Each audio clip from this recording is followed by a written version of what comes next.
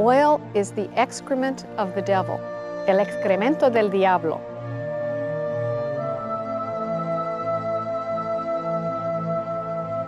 Oil is black blood.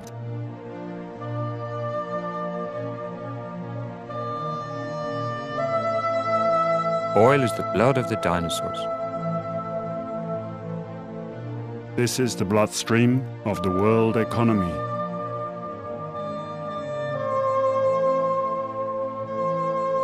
Oil is the blood of the earth.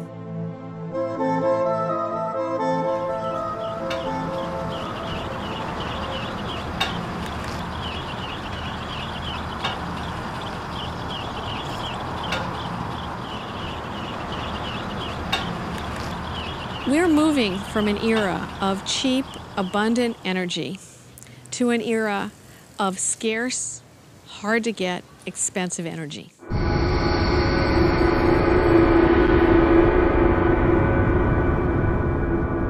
At the same time, we are making ourselves dependent on some extremely unstable regimes in some very nasty parts of the world.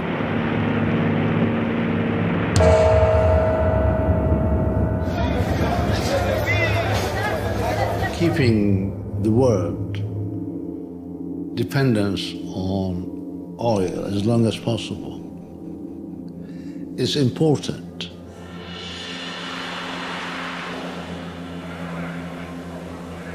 Not 1 in 50, not 1 in 100 of the people in our country have any inkling of the potential problem that we're facing.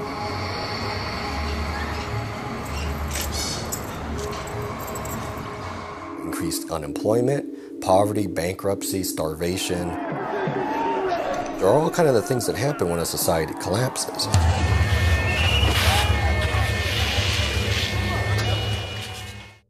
So we enter an entirely new world of quite unbelievable dimensions, and yet it's only a few years away.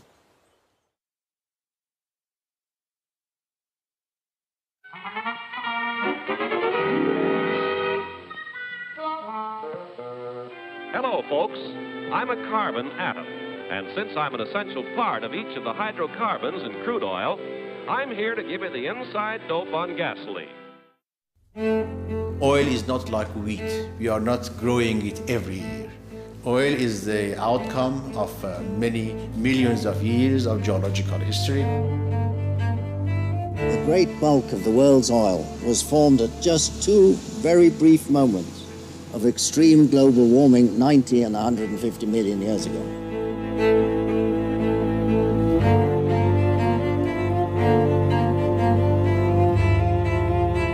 Animals and plants that died in the ocean were compressed by more deposits of sand. And over the years, these deposits squished and compacted more and more. And then over time, they were cooked, which was what we call the kitchen.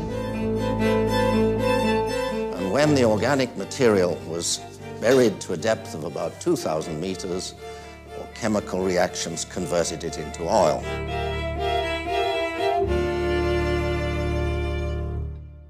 This was formed once, briefly, over geological time.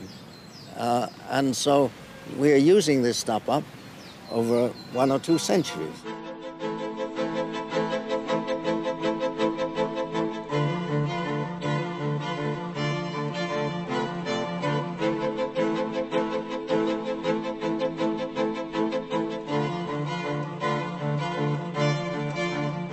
One barrel of oil, the refined product of which 42 gallons of gasoline you can buy for a little over $100, will produce as much energy, as much work as you will get from 12 people working all year for you. Take an average man performing physical labor for 25,000 hours to produce the amount of energy that's contained in that 1 barrel of oil. That barrel of oil, if it's pulled out of the ground in Iraq, can be pulled out of the ground for $1. You invest $1 and you get back 25,000 hours of human labor. That's an energy source that is so dense, it's essentially free energy. It's all non-renewable, it's all extremely capital intensive, and it's probably the most invaluable raw natural resource we've ever discovered.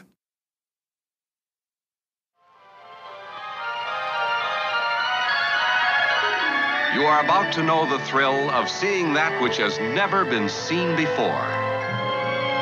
You are about to enter a beautiful, exciting, wonderful new world, the world of 1960.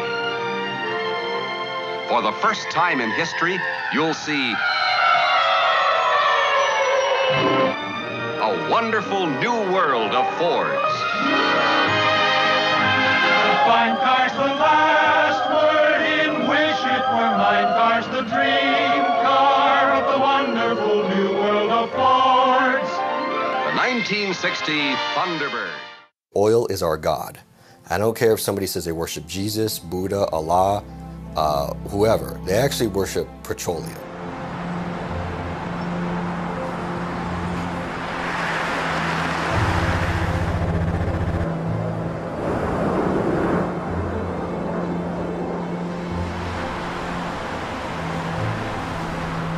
%70 of the barrel of oil is refined into transportation fuels, which include motor gasoline, diesel fuel, jet fuel, railroad fuel, and maritime fuel.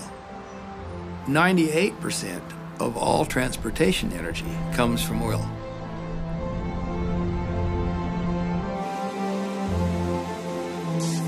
Construction of an average car consumes somewhere between the energy equivalent of 27 and 54 barrels of oil, depending on whose statistics you use. A computer, the construction of the average desktop computer, consumes 10 times this weight in fossil fuels. A microchip consumes 630 times this weight in fossil fuels during its construction. For every calorie that you eat in the United States, and probably a similar number in other industrialized nations, requires 10 calories of hydrocarbon energy.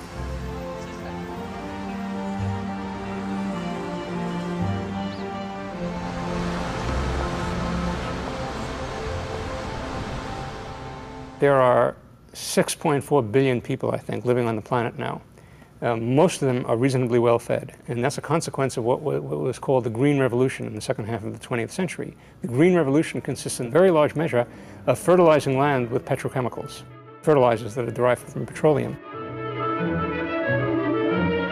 Farming has changed more in the last 50 years than it did in the previous 1,000. A farmer today can work 5 times the land his father worked and still have time for leisure that his father never knew.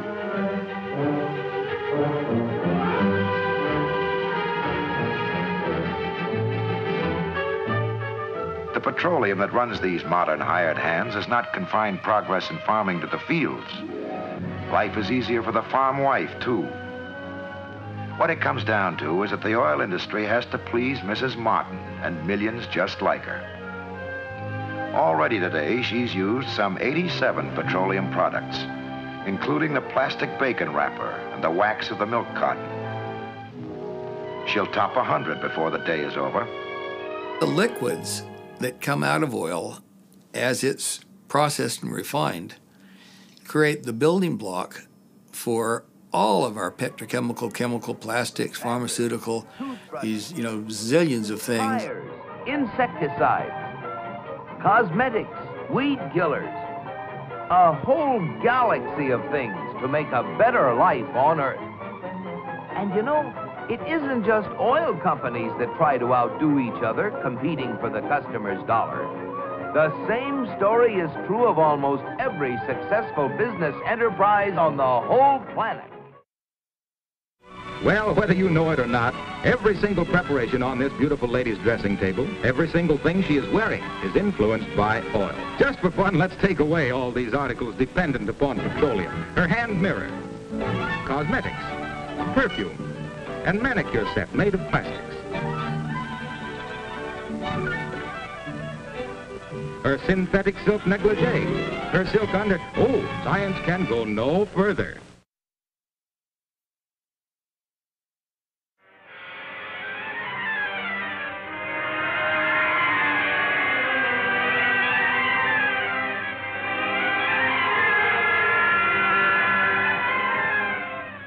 Значит, Россия вышла на первое место по добыче нефти.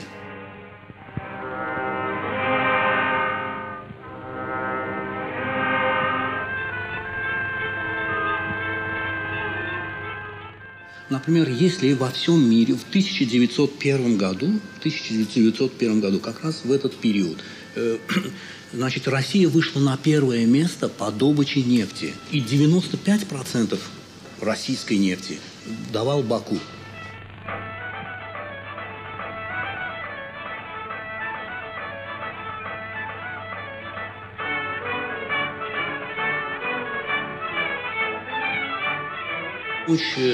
Эшелоны с бакинской нефтью шли туда, на фронт.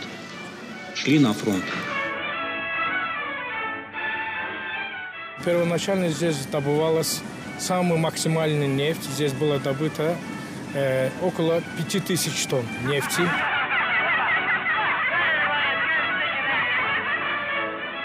В 2020 году к этому времени Баку был одним из крупных промышленных нефтяных центров.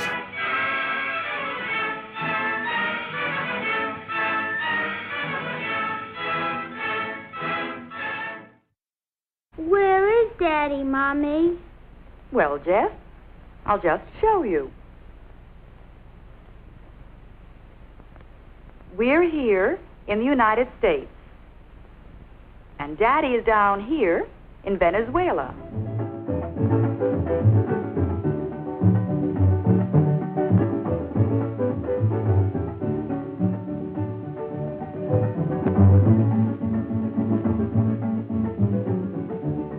Here where the Lake Maracaibo oil fields are.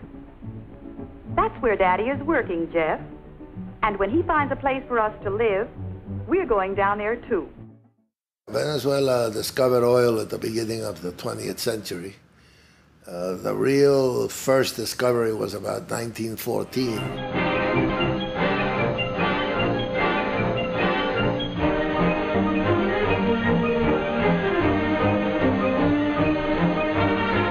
The real turning point was on the 16th of December of 1922 when there was a blowout in a well that was being drilled at Cabimas. It became known as the Day of the Black Rain. 150,000 barrels in the air for 2 or 3 days running. And that put Venezuela on the world oil map once and for all. And at one time, Venezuela became the largest exporter in the world.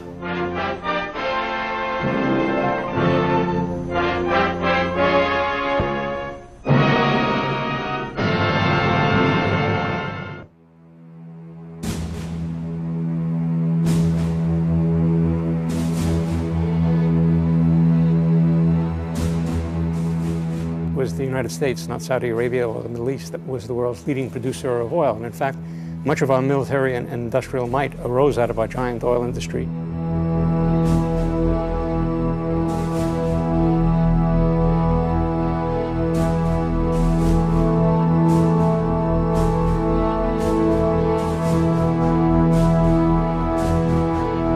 We were essentially the Saudi Arabia of the world up until about the 1950s.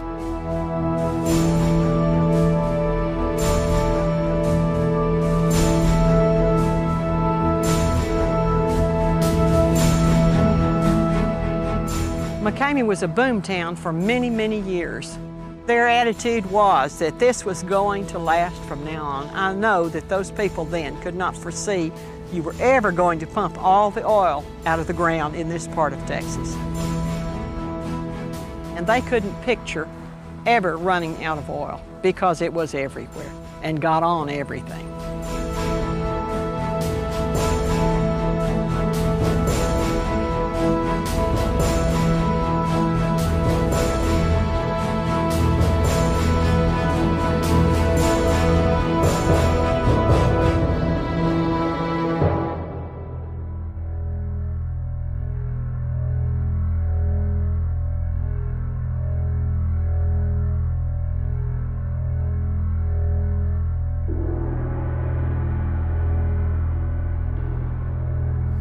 Of course, now we realize that you're going to deplete your supply sooner or later.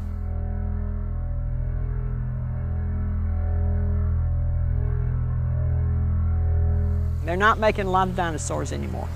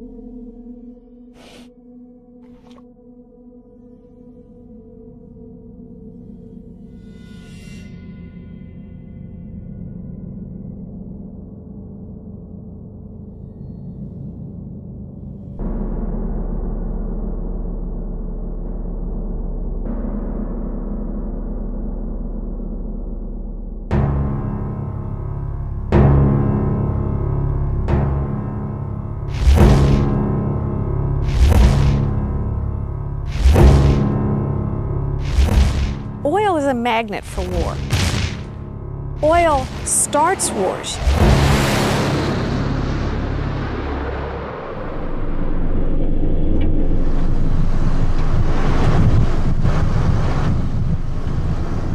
The Sudan, for example, Darfur, what everybody is treating as an ethnic and a religious struggle is in fact in part a struggle about major oil finds located in the south, which means that the government in the north, a different ethnic and religious makeup, is displacing those people and moving them out of the area so that those oil revenues belong to them.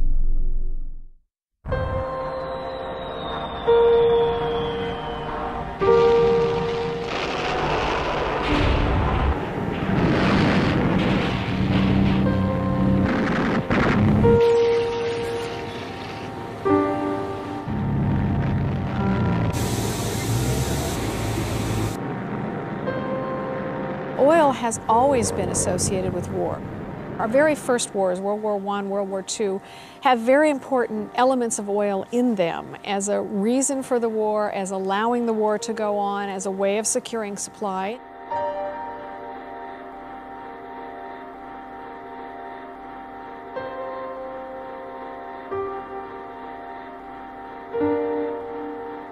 Она малосернистая, да, малопарафинистая, она буквально без какой-либо обработки заливалась в танки.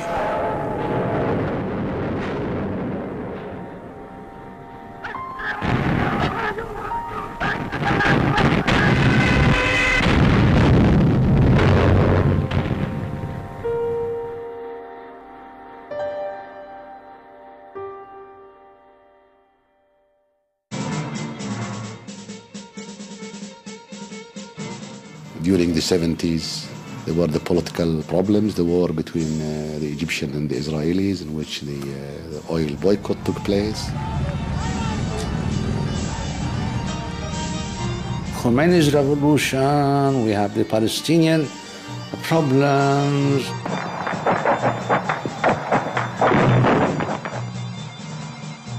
Wars between Iraq and Iran.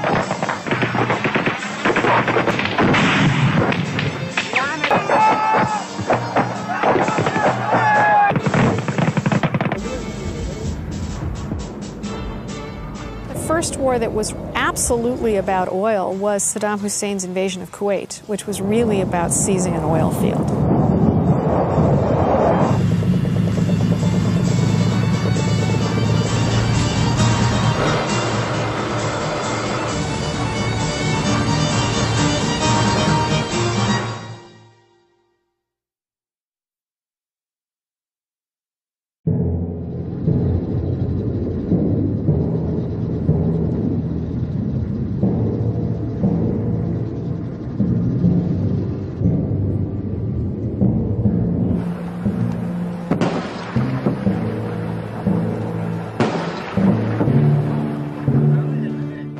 Excellency, ladies and gentlemen, Iraq oil is a giant that has been kept dormant for so many, many years.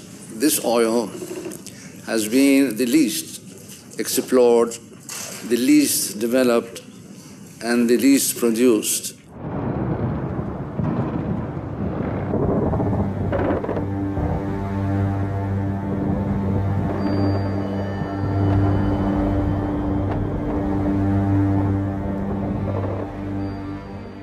There are lots of people who will tell you that oil had nothing to do with the war if you go to Washington. And we used to call it the O word that nobody would say. But in fact, all evidence points to the fact that the United States, which did not secure areas of weapons of mass destruction, but did in fact secure the oil fields, the United States had plans to bring in U.S. companies in Iraq where they had previously not been allowed to operate. That there were maps of the oil fields involved in the planning of the war, that in 1998, long before the war, people were arguing for this as a way of securing energy supplies in the United States. I can't get inside their heads to know all of the rationale for going to war in Iraq, but there are many people who believe at least a part of the reasons for being there is the geopolitical position of Iraq and the fact that it sits right in the middle of the world's oil patch.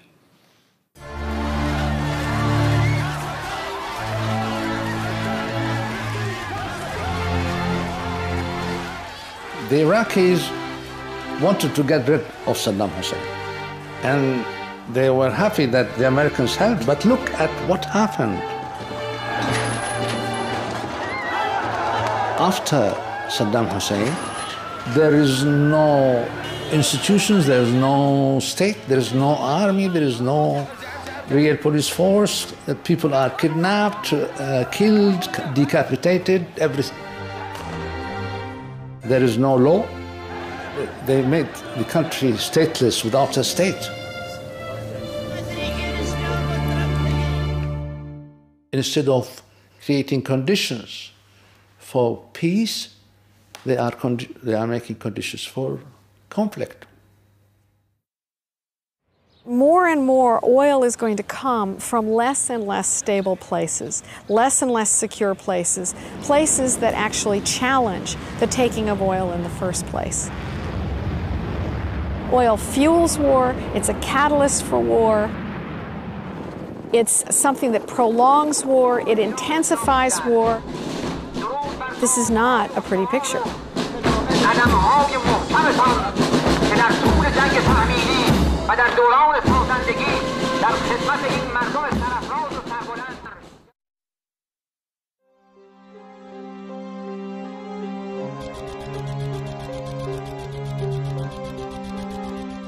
I suppose that the classification of reserves depends on the motivations of the person that's classifying them. Sort of keep people guessing in a way, keep them off balance. Most numbers that you will see around the world that lead to these numbers that we were talking about include proven plus probable, and sometimes even possible. In fact, the public data is extremely misleading and misunderstood. OPEC exaggerated how much oil it's got left for all sorts of political reasons. You know, this is an old story. Casting doubt on the numbers of reserves in the Middle East as published. In 1985, Kuwait overnight added 50% to its reserves. At that time, the OPEC quota, that is the amount of oil that each of the OPEC countries could produce, was based on the reported reserves. So the more you reported, the more you could produce. 2 years later, Venezuela doubled its reserves overnight, and that caused the other countries, finally Saudi Arabia, to announce enormous increases overnight, simply to protect their production quota. And these numbers have not changed since. And it's absolutely implausible to imagine that the number should say the same when they're all the time producing. I've asked them that same question. You know, you produce 8 or 9 million barrels of oil a day, and at the end of the year, the reserves are the same as they were, you know, at the beginning, as the same as they were 10 years ago. He said, well, that's our plan. That's our plan. You know, we produce this oil, and then we prove up reserves to offset the oil that we've produced during the year. So at the beginning of the next year, our reserves are exactly what they were, you know, the year before. Well, whether you believe that or not, I don't know, but that's what they say. That's what they say. It's their plan. That's the way it works. OPEC countries do not care about what might happen from now, 20 years from now, or 30 years, or 40 years from now. They care about what they get now, today. Because these are politicians, they want more money to spend, rationally or irrationally, whatever it is, but they have budgets, and they became prisoners of their budget. What may happen 20 years from now, by that time they are dead. They don't care.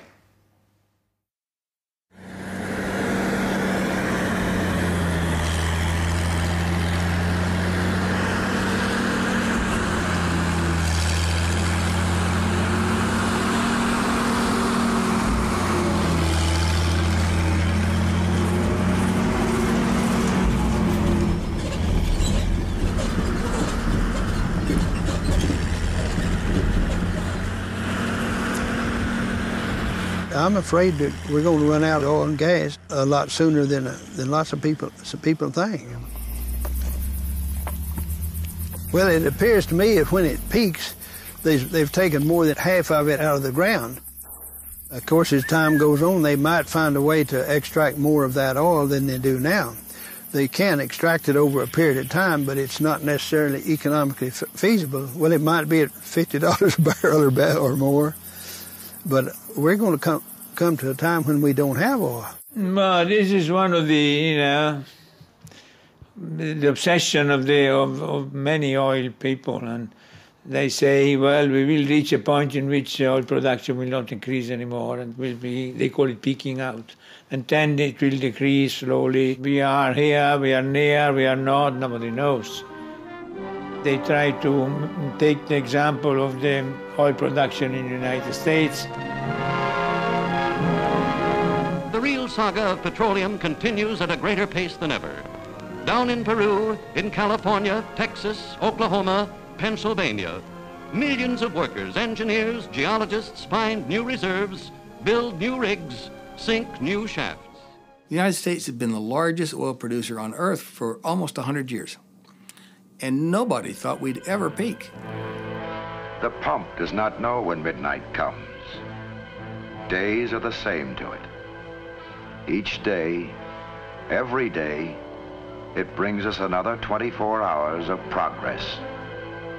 Building our nation, guarding its security, assuring the future of America. And many, if not all, oil geologists thought that that would go on forever. Throughout this half-century, Dr. Hubbard has been a continuous student of energy resources and their implications in human affairs.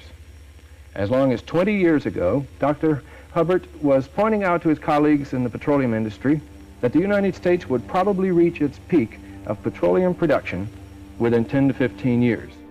He was virtually laughed out of his profession for making such a ridiculous prediction. The optimists back then were saying, this is crazy. We're finding 6 barrels of oil for every barrel that we consume. We're never going to run out or peak or anything like that. He realized that oil discovery had peaked in the 1930s and was declining.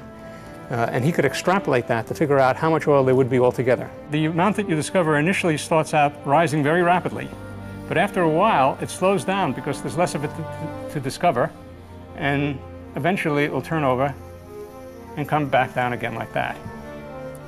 Now the rate of production of oil, of extraction or use of oil, will be a second bell-shaped curve, and it comes necessarily later than this because you have to discover it before you can produce it. So there'll be a second curve like this for production.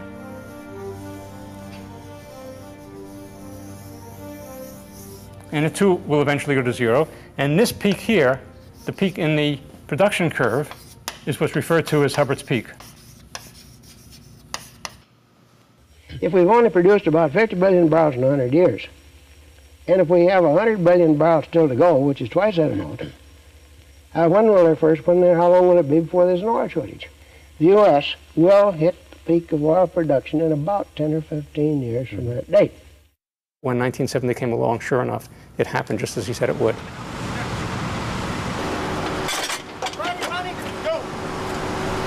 It turns out that in December 1970, the U.S. peaked at 10.2 million barrels a day, and then oil prices went through the roof. We went on a drilling boom of epic proportion.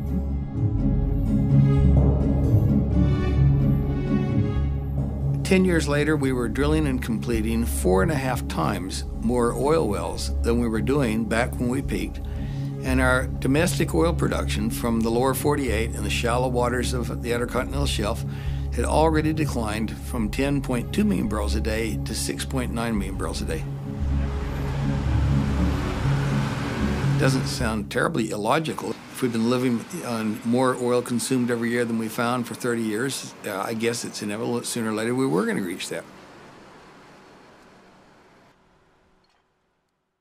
The last great frontiers of new oil discoveries turned out to be Alaskan North Slope oil, Siberian oil, and the North Sea.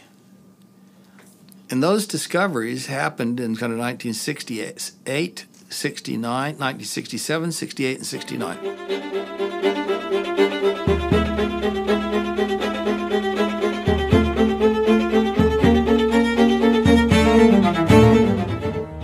Finding oil in the North Sea was a big surprise. No one could reasonably have expected that.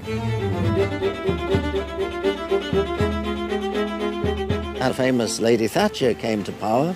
She said, we want initiative and enterprise and enthusiasm and competition and all these things. And sure enough, everybody went to produce oil as fast as they knew how. But there's a strange irony relating to this subject, that the better you do the job of exploiting oil and gas, the sooner it is gone.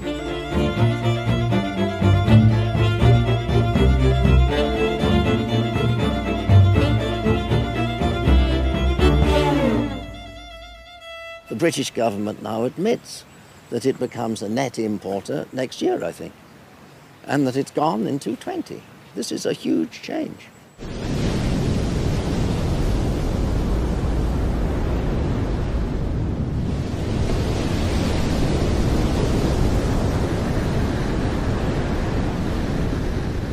So to imagine that there's anywhere mist as big as the North Sea is just implausible.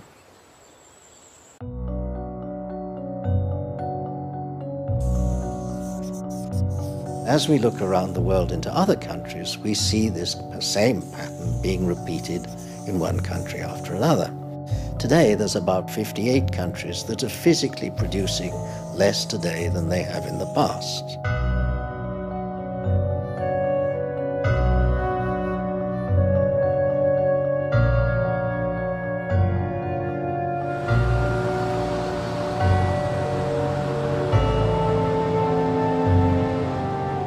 The world has now been sufficiently explored for the oil industry to know now all the promising areas, all the big promising areas have been identified.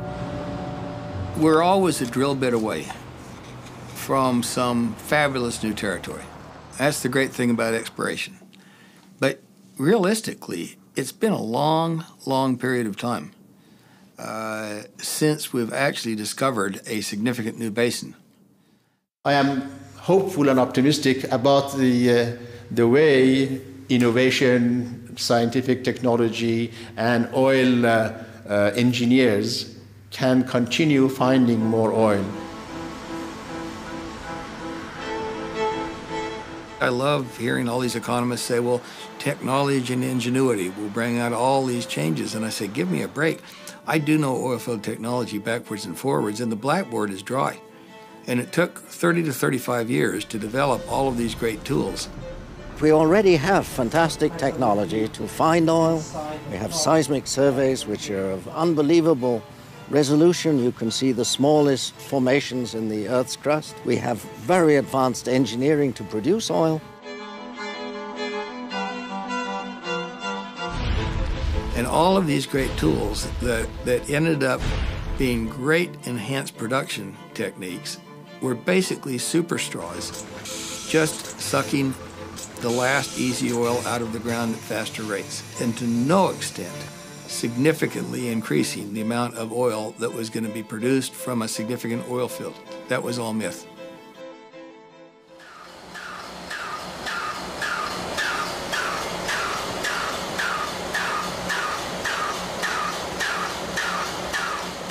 Some oil is cheap, easy, fast to produce. Others is the exact opposite. There's a big difference between producing oil from a free-flowing well in the Middle East and it just comes roaring out, and digging up a tar sand in Canada, which is more or less a mining operation. They're using more energy from natural gas to produce the oil than they're getting from oil shales and tar sands.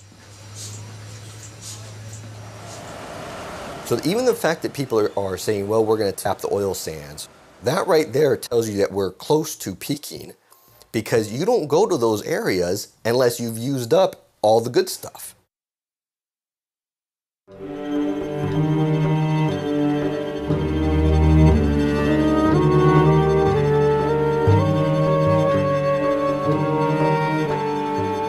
2/3 of the oil reserves are in the Middle East, which means basically the Persian Gulf. And that's 10 times as much as any other source.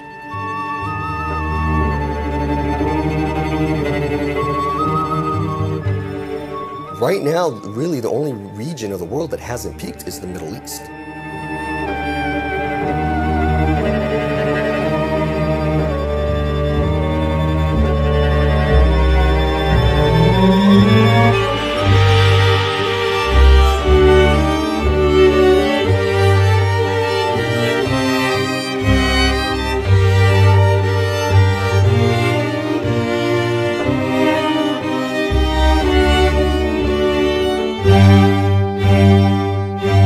Most of the serious projections for 2030 envision the Middle East producing 51 million barrels a day. We know that Iran peaked at 6 million barrels a day back in 1978, struggles to stay between 3 and 3.5 million barrels a day. Kuwait struggles to keep their 2.5 million barrels a day intact. Maybe we can add 500,000 barrels a day. Maybe the UAE can add 500,000 barrels a day. So to get there, you would have to have Saudi Arabia be producing between 20 and 25 million or even 30 million barrels a day. Those days are long gone. Up to 15 million barrels a day is now their sort of new magic number for 50, 75, even 100 years. There are other powerful voices within Saudi Arabia that are clearly sending the message out. 12 million barrels a day, yeah, that's probably okay, but we really shouldn't even think about producing any more than that, ever. They had an intense exploration effort for the last 35 years, and with the exception of one field, the Hatta field, that's the only significant exploration success they had from 1967 through 2005. If Saudi Arabia has now exceeded their sustainable peak supply, then I would argue with some clarity that the world has now exceeded sustainable peak supply.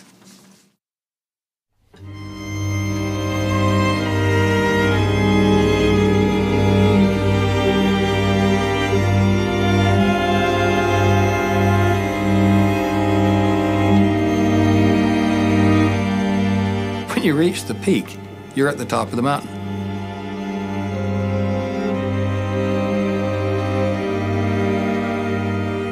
Sometimes down the other side is very, very gradual slide, and other times down the other side is fairly stiff.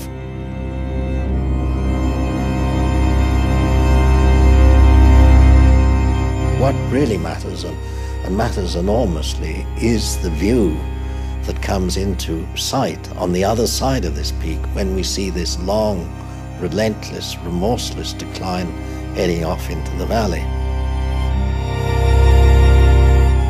Point is that the whole world has got used to this growing side of the mountain range, has to face the opposite side. We have moved now to the point in which virtually everyone accepts that there is a peak. M. King Hubbard had predicted that worldwide it should be occurring about the turn of the century. That slipped a little because of the Arab oil embargo and the oil price spike hikes and the worldwide recession that reduced the demand for oil quite significantly. And it's now pushed peak oil off till many people believe about now. We are coming to the end of the first half of the age of oil. During this 150 years, we have seen the growth of everything, of industry, transport, trade, agriculture. We've seen an explosion of the number of people. All of this was made possible by the cheap, abundant supply of oil-based energy.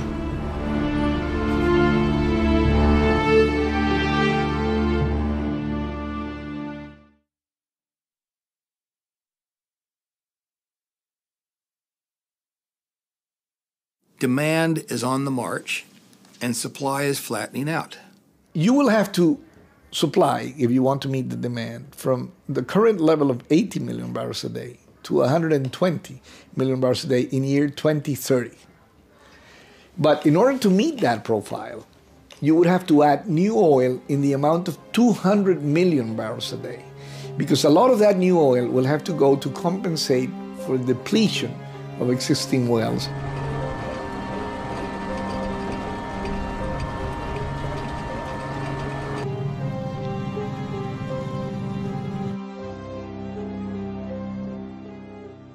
In the early 70s, over half the globe essentially didn't use any oil.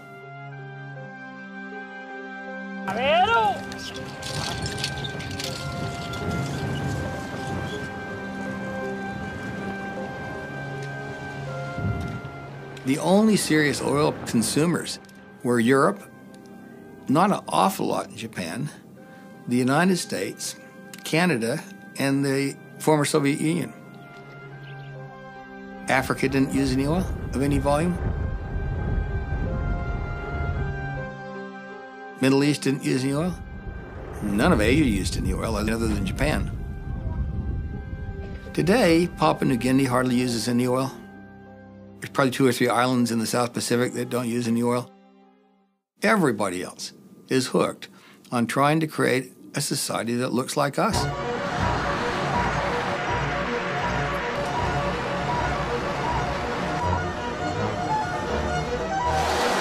The demand for energy is rising faster than was predicted even 5 years ago. So people all around the world can see the way the developed countries of the world live and how good a life the people have in those areas. So they want to emulate us. They want to be able to drive cars. They want to live in nice houses. They want to have air conditioning and refrigeration. And why shouldn't they?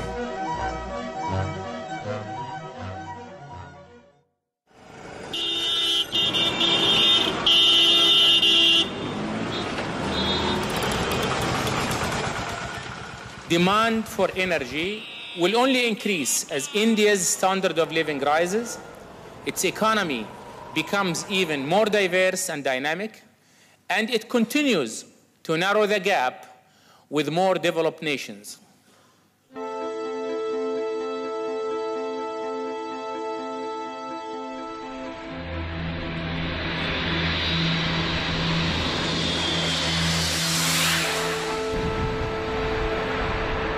China is not about to have a hard landing. They're exponentially expanding their need for energy.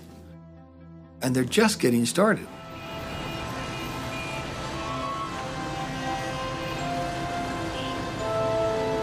Most urban Chinese believe that they will own a car within 5 years. It's the fastest growing automobile market on earth. Something like a third of them already have driver's licenses. And so the demand for oil and for gasoline in China is really going to take off.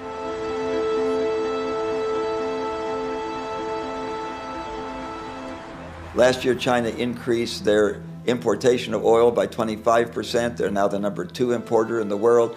They increased their use of oil. I read a figure, 14.7%. I don't know how you get that precise.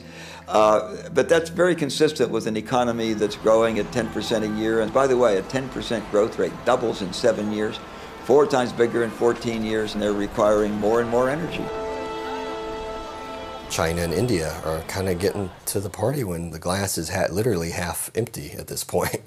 So they're going to have to fight with the rest of us to get what's left.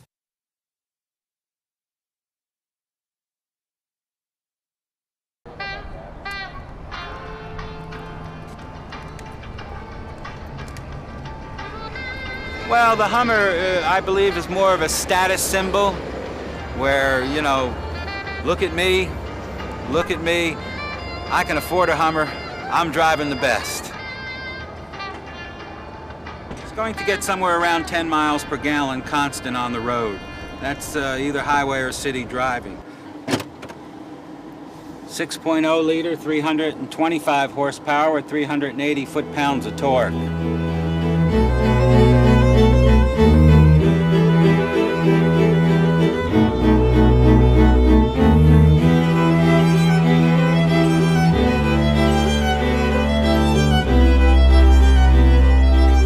Well, we are a role model, whether we like it or not. We use 25% of the world's oil. We're only one person in 22 We have only 2% of the known reserves of oil.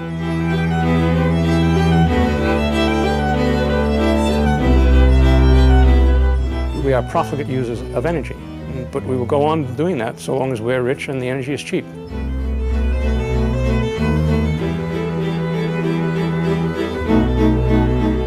We pay more for bottled drinking water than we do for gasoline. Gasoline is just about the cheapest liquid you can buy in the United States, and as long as that's true, Americans are not going to be concerned. For service that is tops and gas that's extra fine, there's a smile for every mile at the SO sign. E-S-S-O makes your car go. Happy motoring. In America, we right now think that people are having their eyes gouged out, paying $3.20 for a gallon of gasoline. That's 20 cents a cup.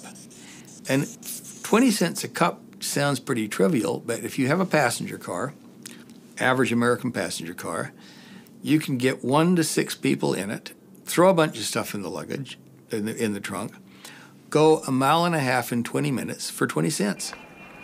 Now, if you don't have gasoline and you try to bargain with a guy with a horse-drawn cart or someone coming by with a bicycle, or maybe you're lucky enough to have a rickshaw, said, "Excuse me, would any of you like to take me 1.5 miles, me and my friends, 1.5 miles for 20 cents? Those people would laugh at you. So I would think that we would need to get oil prices up to, $5 a cup, some number that starts to equate with what we actually spend readily on a lot of things that aren't nearly as valuable and also aren't non-renewable.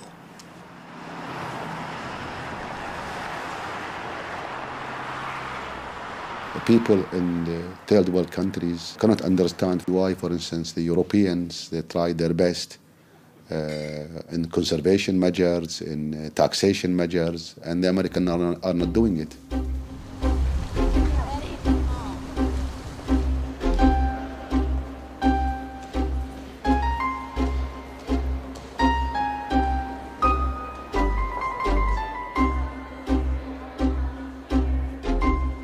Not 1 in 50, not 1 in 100 of the people in our country have any inkling of the potential problem that we're facing. If we wait until peak oil to start making the transition, there will be very serious economic consequences. If we anticipate it by 10 years, there will be meaningful economic consequences. To have no economic consequences, you need to anticipate it by 20 years.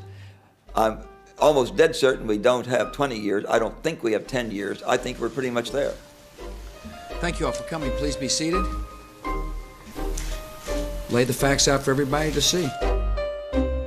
I don't think the people in positions to tell the public about it from an official standpoint have been totally honest with us about the problem. The person who will win an election is somebody who can most persuasively lie to the population, which is tell them what they want to hear, which is that the future is going to be great, just follow me.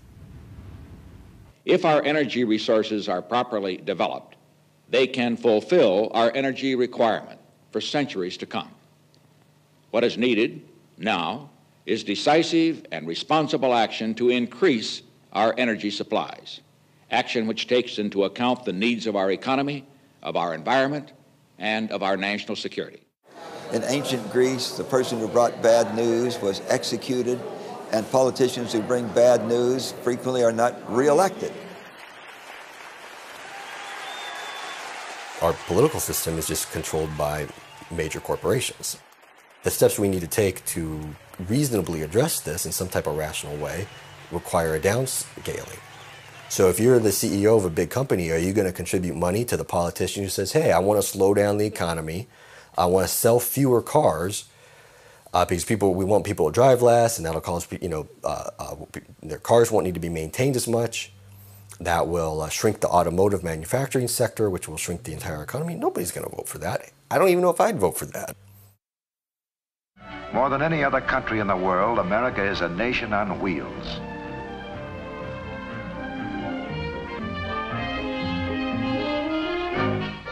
The automobile and the power behind it have been major factors in the growth of our country.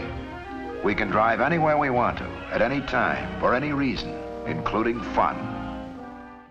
We're in some ways a victim of our own success.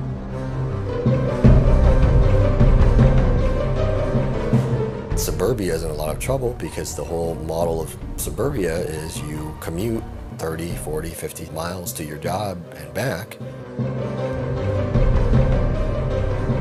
And that's only viable so long as you've got relatively cheap oil and gas.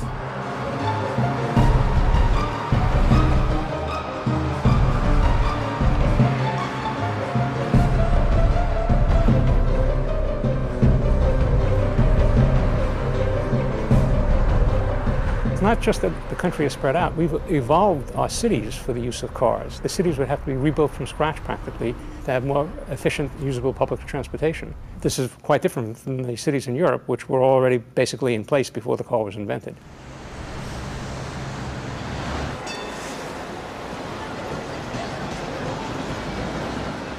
So yes, it's going to be a terrible blow to the United States when we no longer have the oil that we love so much.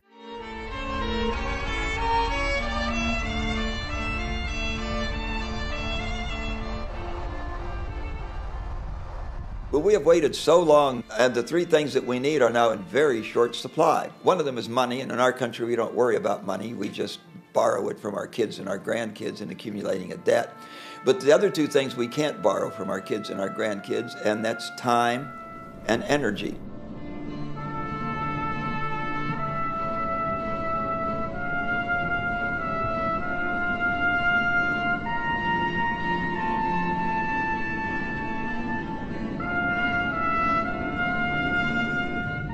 In order to make energy available to invest and buy time, we have to have a very vigorous conservation program.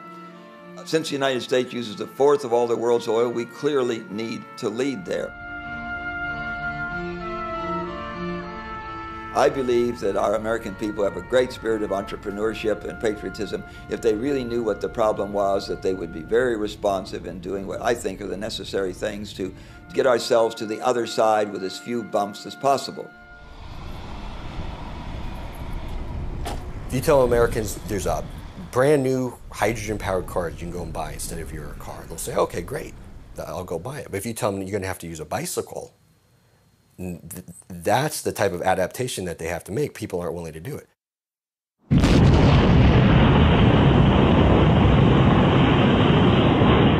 Sunday, July 20th, 1969.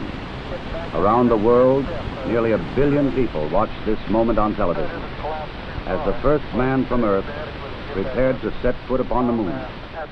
If a president of the United States, as JFK said in 1960, we will put a man on the moon in this decade, and we did. It was an enormous technical challenge to do that, but we did it. If a president of the United States said, I challenge our scientists and engineers to teach us how to kick the fossil fuel habit in a decade, I think it could be done. Well, the problem we're facing is probably more like colonizing Pluto than putting a man on the moon. Okay, if JFK had said, we're going to have 100,000 people living in 3-bedroom houses on Pluto in 10 years, well, obviously we would not have been able to accomplish it.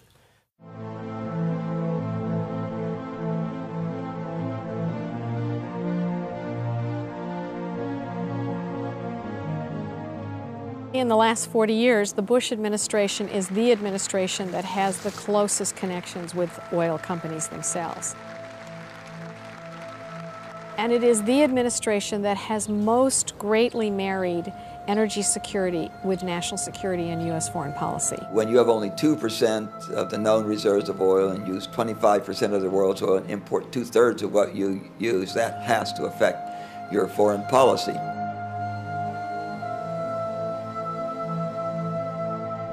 They believe that the way to secure oil supplies that would in fact get the support of the American people and create a more stable world is to democratize the Middle East.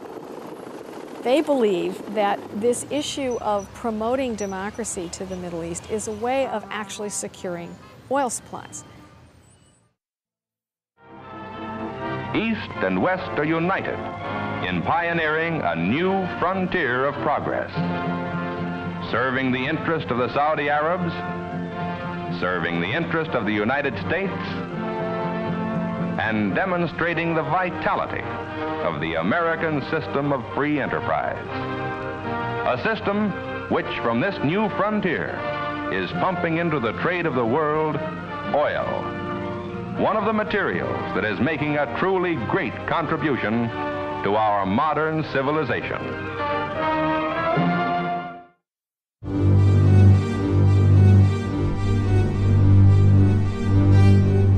The basis of our foreign policy in the United States from 1945 to today was essentially an exchange of secure, cheap, reliable oil to the United States in return for protection for the governing rulers of Saudi Arabia. That exchange is in fact threatened.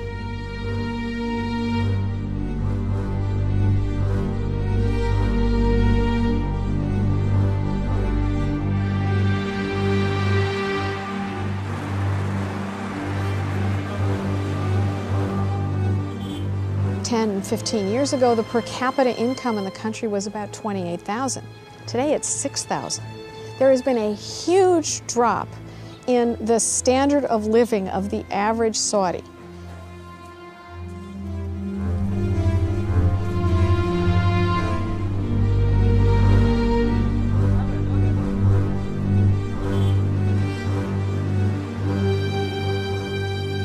Saudi Arabia's got a very young population, a lot of people coming onto the labour market, not the jobs for them, and in a sense they don't feel that they're stakeholders in the society. They feel alienated.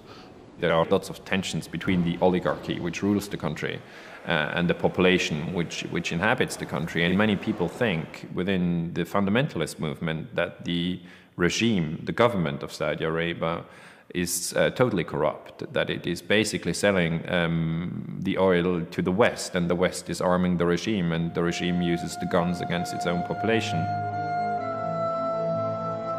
The fundamentalist movement is strong and it's dangerous.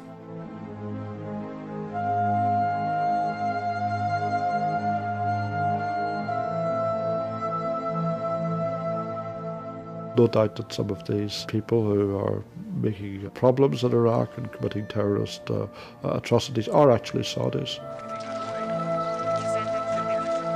This is a formula for real conflict. This is a formula for a country that is on the way to some very, very dangerous outcomes. The stability of Saudi Arabia over the long run is in fact questionable.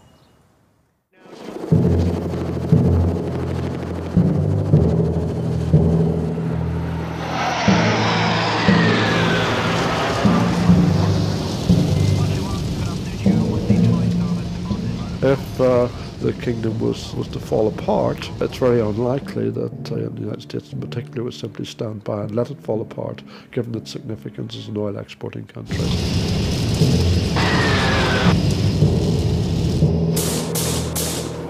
We would see certainly US intervention, despite all the lessons and the problems that have been associated with Iraq. One thing that many people, me included, fear is that when this happens, we will simply go and take by force of arms the oil that we need. And that will make us into a very different country and the world into a very different world. We're looking at essentially a generation-long, multi-generational resource wars. Ultimately, there really are only two options. One is to militarize the taking of oil, which means to get your population to understand that if they want to continue to drive SUVs and have the cars and consume energy in the way they are, that they will be in war after war. The other position is to begin to prepare for what we all see coming, which is an end to the era of cheap oil, and to invest in alternative technologies for energy that are cleaner, safer, and have less detrimental effects on the political and social makeup of oil exporting countries themselves.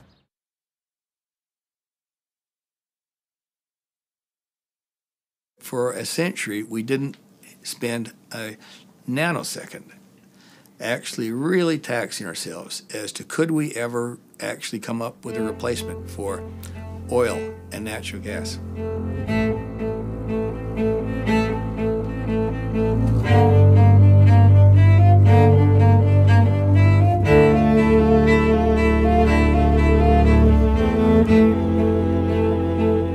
Biz inanırıq ki, bəşəriyyət insan zəkası o qədər böyükdür ki və tükənməzdir ki, o insan zəkası o qədər inkişaf edəcək ki, o neftin mütləq nəsə bir alternativ bir şey tapılacaq da, ne diyeyim sizə, yanacaq mənbəyi deyimi, ya qida mənbəyi kimi tapılacaq və mən buna arxayınam.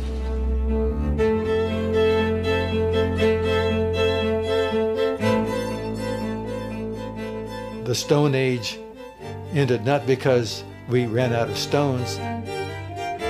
We moved from the horse to the automobile, not because we ran out of hay.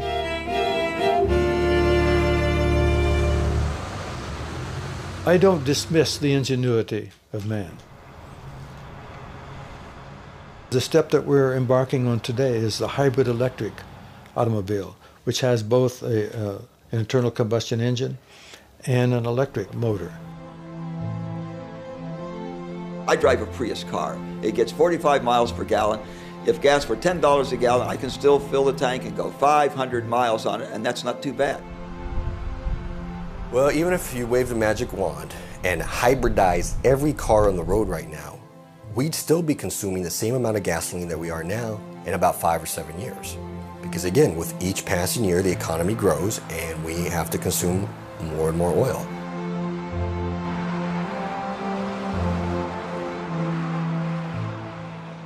We have very big challenges to face in this century. This is a planet that has 6 billion people on it now, perhaps 9 billion people by the end of the century. The problem is enormous. 14 terawatts of energy we need by 2050. We need a new source of that much energy. That's equivalent to 220 million barrels of oil per day.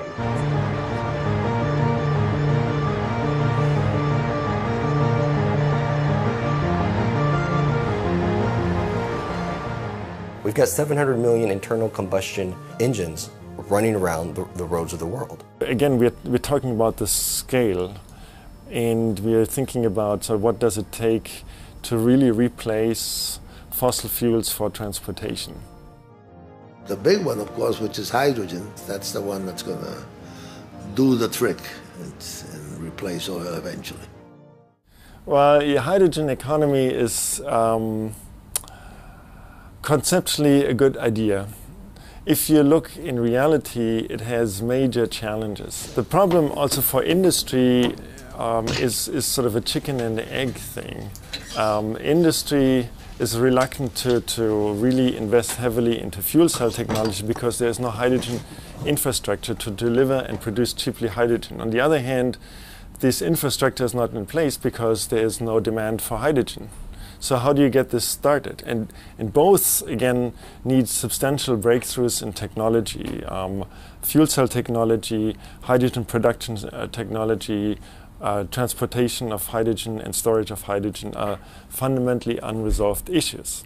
The economics right now are that we use the equivalent of 3 to 6 gallons of gasoline to make enough hydrogen to drive a car the same distance that 1 gallon of gasoline would drive it. So the hydrogen economy at this point makes no sense. If you talk about hydrogen, it may take at least 40 years. Easily 30 to 50 years. Easily.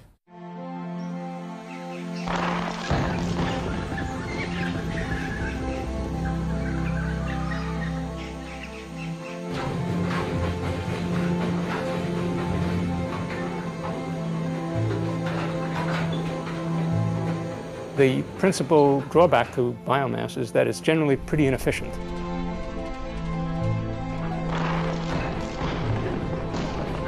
A couple of pretty respected scientists in our country believe that if you look at all of the energy inputs into producing ethanol, you put more fossil fuel into producing the ethanol than the energy you get out. The quantities that could be made available from ethanol and biodiesel are very, very small. and would replace only a small percentage of the fuels that we consume today. Even if you took the biodiesel production, scaled it up to the maximum, and then scaled that up another 10 times, you're still talking about a drop in the bucket compared to what we get from oil.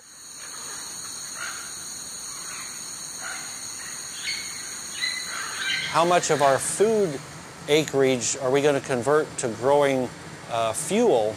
How much world hunger can we stand if that's the fuel of choice?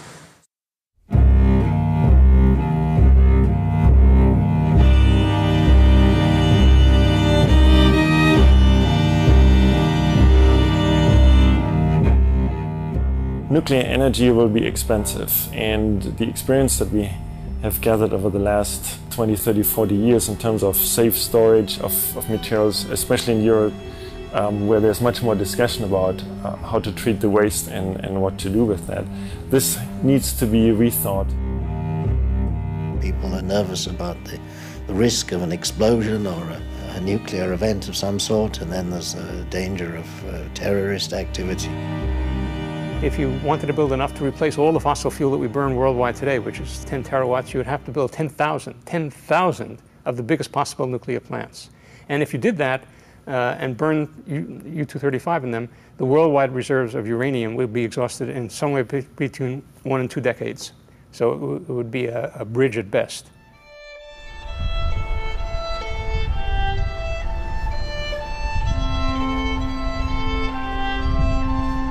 Wind energy is becoming more popular and economically viable, but because of its intermittency and low power density, it will never contribute more than a small fraction of our energy supply.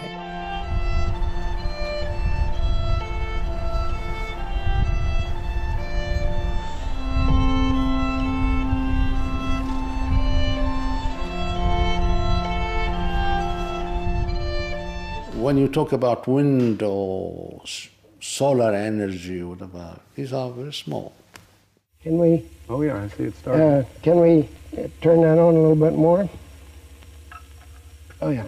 There it comes. Okay. So here, this is actually an artificial light. In sunshine, this does the same thing. And so this little machine is converting light directly into electric power. It'll convert 10 or 12% of sunlight directly into electric power. And we do have the technology to know how to do We have the this? technology right now. We know how to do it. Yes, we don't build these big power plants tomorrow morning, but we know how. It takes a lot of development of equipment and so on. But we know how to do it now.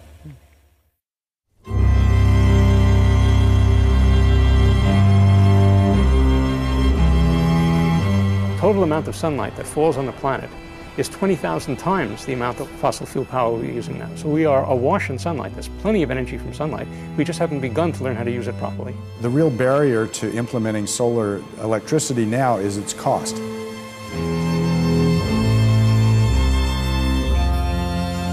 To generate the same amount of power we now use in fossil fuel, you'd have to cover a land area roughly half the size of the state of California. All of the solar cells made in the world up to now probably would only cover about 10 square kilometers. It's a tiny fraction of it, so not impossible, not unthinkable, but really a huge technological challenge.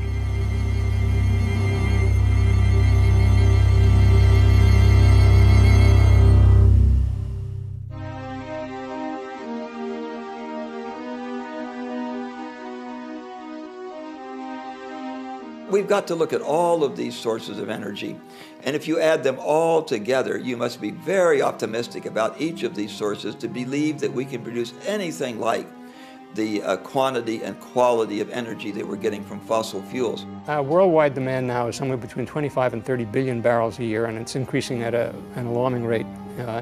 And that's really where the problem is. The demand is so huge, there is nothing that we can imagine to replace oil in those quantities.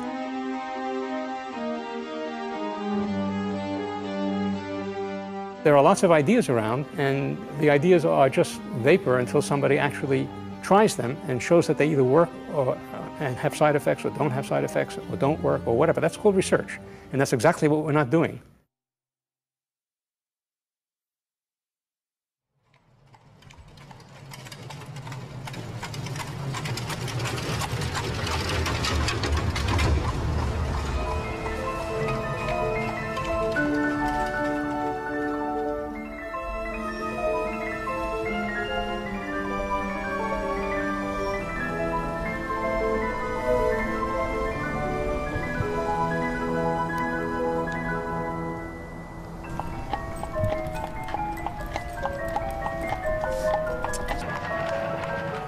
you can't undo where you are. So evolution is always forwards. We're never going backwards. So we will never be back to the farm, and because the evolution just went in a different way. So we basically just have to adapt to the new conditions.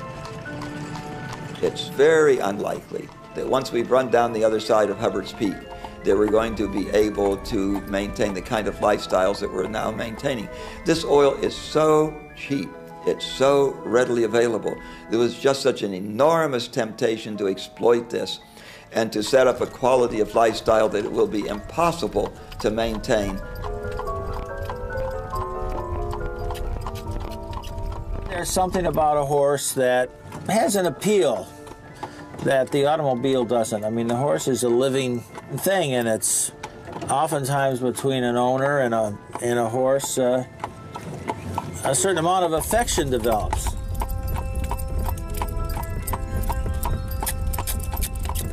We're going about 9 miles an hour right now. Come on.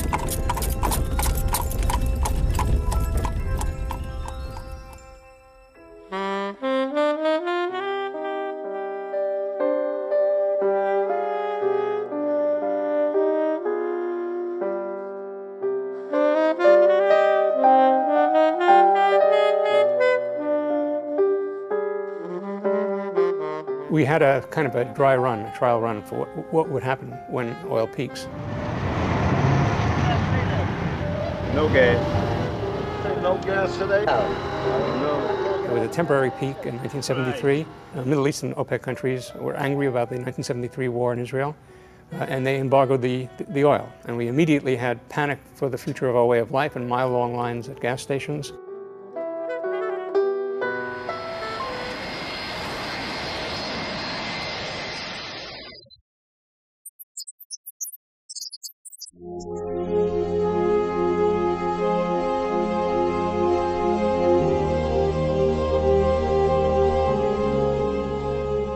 In the future, things like driving cars and air travel, period, will be not something that the average person can afford, but something that's only available to the super, super elite, the 1/10 of 1%.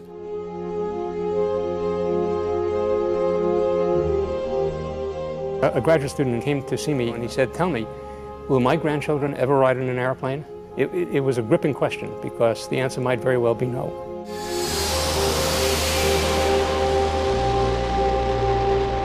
I would say air travel will substantially stop.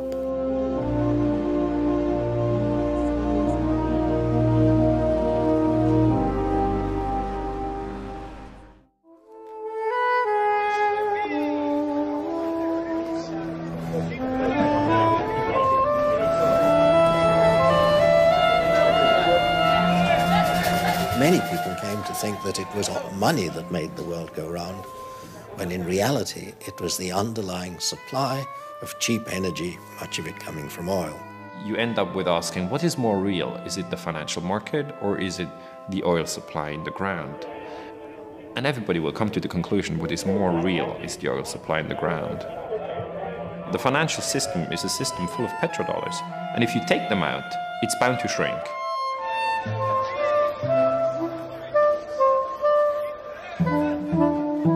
There isn't a company quoted on the stock exchange that doesn't tacitly assume a business-as-usual supply of cheap oil.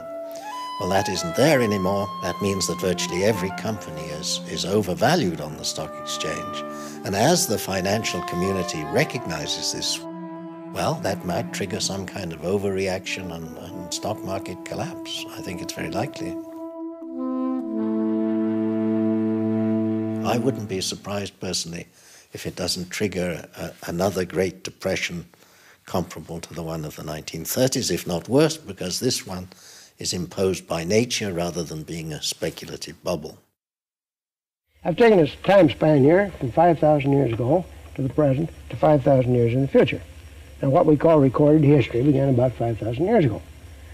So what this shows is that this Washington Monument-like spike here is the episode of the fossil fuels, coal, oil, and natural gas, and every other kind of fossil fuel in human history. It's the most disturbing thing that's ever happened to the human species. It's responsible for our technological society And in terms of human history, it's a very brief epoch.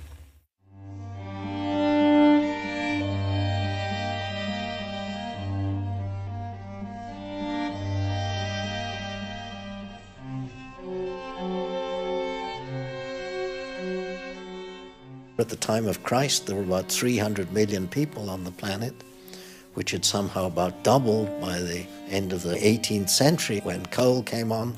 Then came good old oil, and suddenly the population went up 6 times.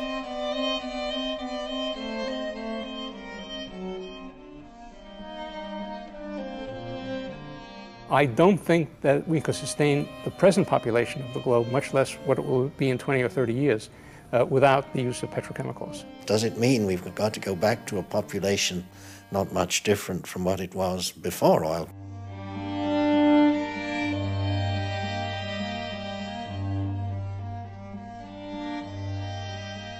In the absence of fossil fuels, how many people can the world support? Many people believe maybe 1.5 billion, 2 billion people.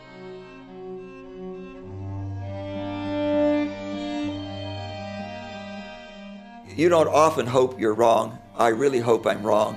Everybody I know who's concerned about peak oil hopes they're wrong. I don't think I'm wrong. I don't think they're wrong.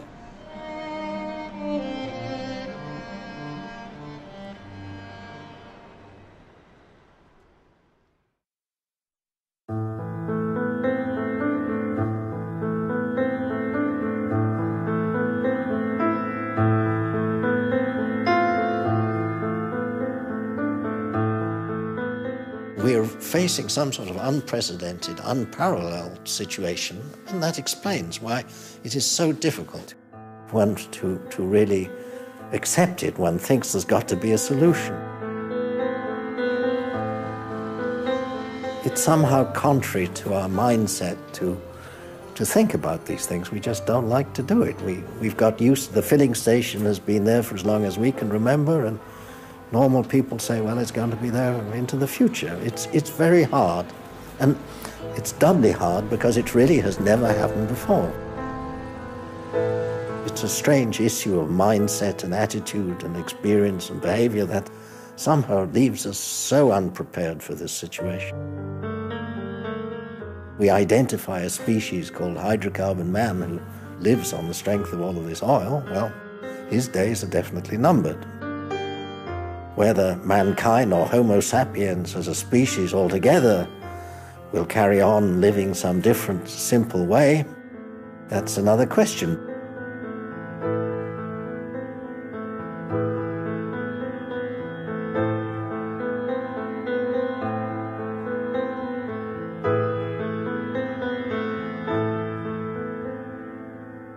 Right now, we don't have the kind of political leadership. I don't mean only we in the United States. I mean the whole world doesn't have the kind of political leadership that would make us aware of this problem and do something about it. There's little hope of the politicians taking the lead in this, because it's difficult in government for people to... It's much easier for a politician to react to a crisis when it's happened than to take steps to prepare for it. It's only when the public calls their representatives in Congress and says, you must do something, and we are prepared to support you in whatever actions you take. You don't have those telephone calls being made today.